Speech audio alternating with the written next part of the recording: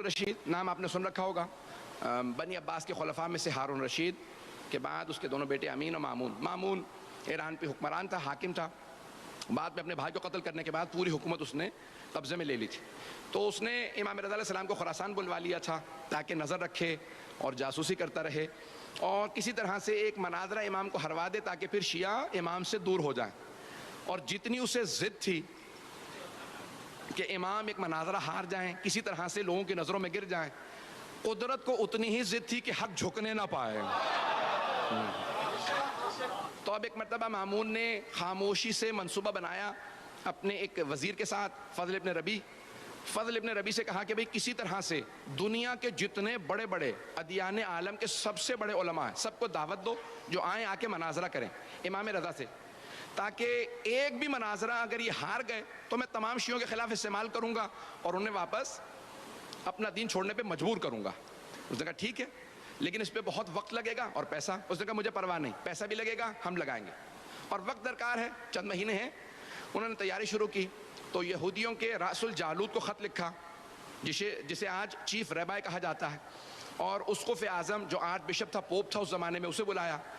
और हिंदुओं का सबसे बड़ा जो पंडित था उसको उस ज़माने में, साधुओं को जो साबई थे, जो सितारा परस्त से मजूसी, जितने भी अदियान थे, सबके बड़े बड़े उलमा को कहा अकेले मत आइएगा, किताबें लेके उलमा के साथ तैयारी करके आइएगा। जब सब आ गए कहा कानो कान हमारे वली अहद को ख़बर ना होने देना, इमाम रज़ा को ख़बर ना होने देना, इन्हें पता ना चल जाए, कहीं ऐसा ना हो ये भी तैयारी शुरू कर दें। जो तैयारी करके बात करे उसे हम इमाम ही नहीं मानते हैं। अगर बात पहुँच रही हो, हम ऐसे को इमाम नहीं मानते। मैं जुमला कह रहा हूँ सख्त है, मुझे माफ़ कर दीजिएगा अगर किसी को गरां गुजरे। हम ऐसे को इमाम नहीं मानते जिसे चावलों के पीछे बोटी नजर ना आती हो। किसका है ना पूछिएगा। हम ऐसों को इमाम मानते हैं जो पहाड़ के पीछे देख के बता कितनी फौज आ रही है, कितने मेरे हाथों मारे जाएंगे, कितने भाग जाएंगे। गिरामी एक मरतबा मामून ने कहा इमाम को कानो कान खबर ना हो। तैयारी शुरू हो गई, सारे उलमा पहुंच गए। एक मरतबा मामून ने सवाल किया आप लोगों की तैयारी है? सब ने कहा तैयारी तो है लेकिन हम अरबी नहीं जानते, हमें एक वसीले की ज़रूरत है। पता नहीं लोग हैं या नहीं है।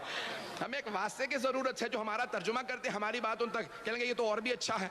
जब वो खुद ही मुझसे कहेंगे ना मुझे इंटरप्रेटर चाहिए, मुझे मुतरजम चाहिए, मुझे कोई वास्ता चाहिए बीच में, तो बहुत अच्छा होगा। वो कोई ज़रूरत नहीं, परेशान मत हो। अभी आप लोगों की तैयारी है? हाँ। सब उलमा को अलग अलग एक ग्रोह में सब खड़े हो गए, किताबें लेके खड़े थे। सबकी तैयारी है? कहाँ? जाओ जाके हमारे वली अहद को बुला लाओ। आया वो खादिम जो इमाम को बुलाने के लिए मामून की तरफ से। जैसे ही पहुंचा तो इमाम अपने हुजरे में इबादत कर रहे थे। अच्छा, वो खादिम जो इमाम की जासूसी पे लगाया गया था ना कि देखो ये क्या करते हैं, तो उसने हमेशा देखा, वापस आने के बाद दिल ही दिल में वो शिया हो चुका था, तक़य्ये में चला गया था। तो उससे पूछा भी क्या बात है, क्या देखते हो? कहा जब भी जाता हूँ ना जासूसी के लिए तो मैंने सिर्फ 3 ही हालतों में देखा, या नमाज से होते हैं, या रोज़ा रखे हुए होते हैं, या जिक्र कर रहे होते हैं। लगता कहा कि और क्या देखा? कहा जब ये कुरान पढ़ते हैं ना तो लगता है कुरान आया ही इनके लिए। जब नमाज पढ़ते हैं तो पता चलता है नमाजी सिर्फ यही है। रोजा खुद गवाही देता है ये रोजेदार है, जिक्र इन्हीं के लिए बना है। तो एक मर्तबा कहा जाओ जाके बुला लो हमारे वली अहद को। अच्छा, वो बेचारा हो तो गया था अंदर से इमाम का मानने वाला, लेकिन अब परेशान कि किस तरह से बुलाऊं। ताज़ा ताज़ा जो आदमी आता है ना उसके लिए भी मसला होता है कुछ। तो आया और आने के बाद कहा कि मौला आपको मामून ने बुलाया। इमाम ने से मुस्करा के देखा, कब बुलाया? मुझे है, परेशान तू है। उसने कहा मौला ऐसी बात नहीं है, वो वहाँ मनाज़रे के लिए तमाम अदियान आलम के सबसे बड़े बड़े उलमा आ गए। तो इमाम ने कहा क्या तुझे अपने मौला के इल्म पे शक है?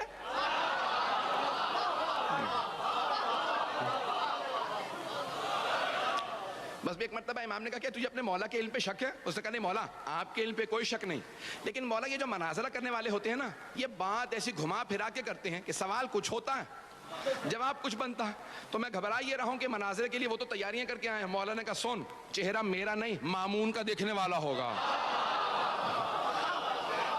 जब मैं हर आलिम को उसी की ज़बान में उसी की किताब से जवाब दूंगा तो चेहरा मामून का देखने वाला होगा। बस मैं वक्त नहीं रहा, दो जल्दी जल्दी मुझे दलीलें पेश करना है।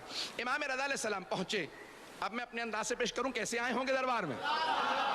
तो मामून ने एक मरतबा कहा खबरदार कोई इमाम के लिए दरवाज़ा ना खोले। وہ خود ولی عہد ہیں کہ دروازہ وہ خود کھولیں گے. آپ کو پتا نا محلوں کے دروازے بہت بڑے بڑے ہوتے ہیں, کہ محل کے دروازوں کو وہ دھکیلیں, پردہ کوئی نہ ہٹائے, جبکہ سپاہی موجود تھے, کہ خبردار کوئی پردہ نہ ہٹائے. وہ خود چلتے ہوئے آئیں اور کوئی ان کی تعظیم میں کھڑا نہ ہو. جب وہ مجھ سے آ کے سلام کر کے اجازت مانگیں گے, میں بتاؤں گا انہیں کہاں بیٹھنا ہے. ایک مرتبہ میں اپنے انداز سے پیش کر رہا ہوں, امام چلے, امام نے ولایت کی قبا اوڑھی, امامت کی ابا کاندھوں پہ رکھی, عصمت کا امامہ سر پہ رکھا, تولا کی تسبیح لی, تبرہ کا ڈنڈا لیا.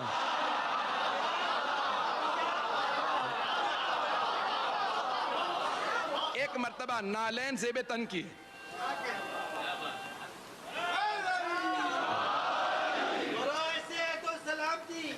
حضرت علامہ سید علی رضا رضوی, بلند ترین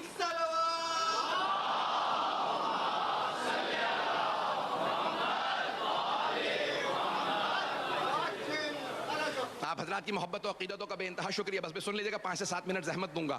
ایک مرتبہ امام چلے, جیسے ہی امام نے نالین سے بے تن کیے, چلنے لگے, تو میرا دل کہتا ہے زمین قدموں کے بوسے دے رہی ہوگی, آسمان سر پہ سایہ کر رہا ہوگا. جب امام کائنات چلے ہوں گے تو ایک مرتبہ ہوا چلنے لگی, خود بخود دروازے کھلنے لگے, پردے سر پہ سایہ کرنے لگے, اور وہ تمام درباری جیسے کسی نے گریبان میں ہاتھ ڈال کے کھڑا کر دیا ہو, سب کے سب تعظیماً کھڑے ہو گئے. وہ جو تخت پہ بیٹھا تھا مامون, وہ خود بخود کھڑے ہو کے کہنے لگا, فرزند رسول یہ آپ ہی کی جگہ ہے.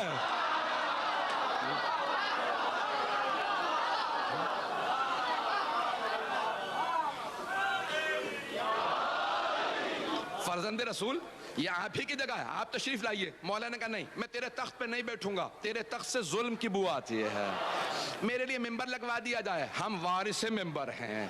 ایک مرتبہ امام کے لیے ممبر لگایا گیا, امام ممبر پہ تشریف لائے. مامون نے فوراً امام کو دیکھا, کہ فرزند رسول کچھ لوگ سوالات کرنے آئے تھے. یہ نہیں کہ میں نے دعوت دے کے بلایا ہے سازش کے تحت, اور یہ سب بڑے بڑے دور سے پیسے لے کے آئے ہیں, کچھ نہیں کہا. کہ فرزند رسول کچھ لوگ سوالات کرنے آ گئے تھے, تو میں نے سوچا آپ ہی سے سوال پوچھ لے, میں کیا جواب دے پاؤں گا. مولا نے مسکرا کے مجمع کو دیکھا, اور اس طرح سے دیکھا کہ سب کے ذہنوں پہ امام ایسے مسلط ہوئے کہ سب پہ روب طاری ہو گیا. جو الہی نمائندہ ہوتا ہے اس کا آنا بتاتا ہے یہ اللہ کا بھیجا ہوا ہے. ایک مرتبہ امام نے مجمع کو دیکھا, سب پہ ایک روب طاری ہوا, کہ ان کے چہرے پہ ہیبت و جلال, ان کا نور بتا رہا ہے یہ عام آدمی نہیں ہے. امام نے مجمع کو دیکھنا شروع کیا, کہ پہلے آپ لوگ سوال کریں گے یا پہلے میں سوال کروں. اب وہ اور زیادہ پریشان, کا یہ اکیلا آدمی اتنے بڑے مجمع سے کہہ رہا ہے کہ آپ سوال پہلے کریں گے, میں پہلے اتنا ہی نہیں یقین ہے اپنے علم پہ. تو امام نے کہا آپ پہلے سوال کریں گے, پہلے میں سوال کروں گا. تو جو عیسائی آرچ بشپ تھا, جو ان کا پوپ تھا, جو سب سے بڑا ان کا پادری تھا, اس نے کہا ہم لوگ تو بہت زیادہ ہیں, آپ ہی کیوں نہیں ایک ایک سوال سب سے کر لیتے. امام نے کہا تو پھر میں آپ ہی سے شروع کرتا ہوں. پتہ نہیں لوگ ہیں یا نہیں, اسی نے دعوت دی تھی. امام نے کہا پھر میں آپ ہی سے شروع کرتا ہوں. کہا فرمائیے. امام نے کہا یہ بتاؤ حضرت عیسیٰ کو مانتے ہو؟ کہا ہاں. کہا کیا مانتے ہو؟ کہا ہم مانتے ہیں وہ ابن اللہ تھے. ابن اللہ یعنی اللہ کا بیٹا, سن آف گاڈ. وہ ہم مانتے ہیں کہ حضرت عیسیٰ اللہ کے بیٹے تھے. امام نے کہا میں بھی حضرت عیسیٰ کو مانتا ہوں. حضرت عیسیٰ اللہ کے نبی تھے, اللہ کے بندے تھے, بس نماز روزے میں چور تھے. جیسے آپ خاموش ہو گئے نا, وہ سارا مجمع خاموشی میں چلا گیا کہ یہ امام نے کیا کہہ دیا. لیکن وہ عیسائی آرچ بشپ چیخنے لگا کہ کس نے آپ کو مسلمانوں کا عالم کہا؟ وہ حضرت عیسیٰ جن کے لیے پوری زندگی میں کسی نے دن میں دسترخوان نہیں بچھایا, رات میں کسی نے بستر نہیں بچھایا, آپ نے اسے کہہ دیا نماز روزے کے چور تھے. کہ دن میں دسترخوان نہیں لگا یعنی پوری زندگی روزے رکھے, رات میں کسی نے بستر نہیں بچھایا, وہ پوری رات تہجد پڑھتے تھے, آپ کہتے ہیں نماز روزہ نہیں کرتے تھے. امام نے کہا اچھا تو تم مانتے ہو نماز روزہ کرتے تھے؟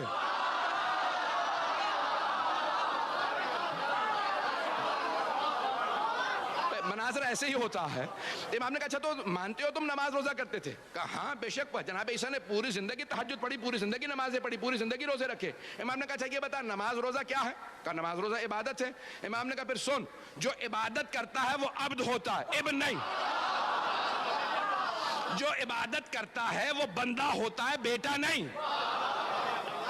پتہ نہیں توجہ ہے یا نہیں. امام نے کہا وہ بندہ ہوتا ہے, بیٹا نہیں. امام نے کہا تیرا سوال. اس نے کہا میرے پاس کوئی سوال نہیں. آپ نے سوال چھوڑا ہی کہاں ہے, ہمارے دین کی بنیادیں ہلا دی. ہمارے پورے دین کی بنیاد یہی ہے کہ عیسیٰ اللہ کے بیٹے ہیں. ابھی آپ نے ثابت کر دیا نہیں ہے, کسی اور سے بات کر لیجئے. امام نے فوراً یہودیوں کا رخ کیا, کہا یہودیوں تم جناب موسیٰ تک سارے انبیاء کو مانتے ہو, بعد والے انبیاء کو کیوں نہیں مانتے؟ کہا کیونکہ بعد والے انبیاء نے ویسے معجزات نہیں دکھائے جیسے جناب موسیٰ نے دکھائے تھے. جناب امام رضا علیہ السلام نے فرمایا, کہا قرآن کریم نے کہا کہ جناب موسیٰ نے 2 معجزات دکھائے. جیب میں ہاتھ ڈال کے نکالتے تو ید بیضا تھا, نور نکلتا تھا, ہاتھ میں عصا ہوتا تھا, زمین پہ پھینکتے تو اژدہا میں تبدیل ہو جاتا. کہا 2 معجزات قرآن کریم نے بتائے, تم بتاؤ تم کتنے معجزات مانتے ہو؟ کہا یہی 2 معجزات ہم بھی مانتے ہیں. امام نے کہا اگر بعد والے انبیاء کا میں دکھاؤں, انہوں نے تو اس سے بڑے بڑے معجزات دکھائے. جناب عیسیٰ نے مردوں کو ٹھوکر مار کے کہا قم بإذن ربک, مردہ زندہ کر دیا. ختمی مرتبت نے چاند کے 2 ٹکڑے کر دیے. کہ بعد والے انبیاء نے تو اور بڑے بڑے معجزات دکھائے, تم کیوں نہیں مانتے؟ کہ لیکن وہ بعد والے انبیاء کے معجزات ہم نے خود نہیں دیکھے اس لیے نہیں مانتے. امام نے کہا اچھا یہ بتا جناب موسیٰ کے معجزات تو نے خود دیکھے؟ اتنے لوگ ہیں یا نہیں؟ جناب موسیٰ کے معجزات تو نے خود دیکھے ہیں؟ کہ نہیں خود تو میں نے نہیں دیکھے, میں اس زمانے میں نہیں تھا 4000 سال پہلے, لیکن مستند کتابوں میں وہ معجزات آئے. امام نے کہا اچھا اور اگر میں مستند کتابوں سے جناب عیسیٰ اور جناب ختمی مرتبت کے معجزات ثابت کر دوں تو مان لے گا؟ کہ مان لوں گا لیکن آپ کے نزدیک مستند نہیں, ہمارے نزدیک مستند ہو. امام نے کہا اچھا یہ بتاؤ تمہارے نزدیک سب سے مستند کتاب کون سی ہے؟ کہا توریت. وہ جو یہودی راس الجالوت تھا نا, چیف رہبر, وہ ذرا دور کھڑا تھا. امام نے کہا تمہارے نزدیک سب سے مستند کتاب کون سی؟ اس نے کہا توریت. امام نے کہا ذرا مجمع کو بتانا میری توریت کی تلاوت کیسی ہے. توریت کھولو. اس نے توریت کھولی. امام نے کہا دائیں طرف کے صفحے سے میں پڑھنا شروع کرتا ہوں. نہیں ہے مجمع میرے ساتھ. امام نے بھائی اب نعرے کا وقت نہیں رہا, کسی چیز کا وقت نہیں رہا. امام نے ایک مرتبہ عبرانی زبان کے اندر, عبرانی ہیبرو زبان میں توریت کی تلاوت شروع کی. جیسے ہی امام نے تلاوت شروع کی, اس نے آدھا صفحہ سنا, فوراً توریت کو بند کیا. کہا رک جائیے, آپ وہاں ممبر پہ بیٹھے, میں یہاں کھڑا ہوں, یہ آپ کو پتا کیسے چلا میں نے صفحہ کون سا کھولا؟